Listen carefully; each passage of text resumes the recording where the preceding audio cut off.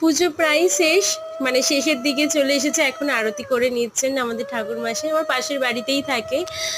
তো একটা জিনিস তোমাদের সাথে শেয়ার করতেই ভুলে গেছি, যে ডাবের যে শীষ থাকে সেটা আমি ভুল করে লক্ষ্মী মায়ের দিকেই দিয়ে দিয়েছিলাম। তো ওটা আমাদের দিকে থাকার কথা। তো যাই হোক, সেটাই ঠাকুর মশাই আমাকে বলছিল এটা একটু ভুল হয়ে গেছে, তো উনি ঠিক করে দিয়েছেন।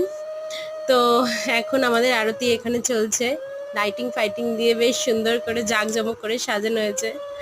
হ্যাঁ, তো আমি এরপরে একটু লক্ষ্মীর পাঁচালী নিজেও একটু করে নেব, কারণ ঠাকুরমশাই পুজো করে যাওয়ার পরেও আমি নিজেও লক্ষ্মীর পাঁচালী করে নিই। কোন সময় আমার হাজব্যান্ড আমার মানে ভিডিও করে দেয়, আমিও একটু আরতি করে নিচ্ছি। পুরো ঘরে আরতি করে আমি একটু দেখিয়ে নেব, কর্পূর জ্বালিয়ে আমি পুরো ঘরেই দেখাই। তো আজকের মতো এখানেই। তো তোমরা ভালো থেকো, সুস্থ থেকো। তো জয় মা লক্ষ্মী, টাটা।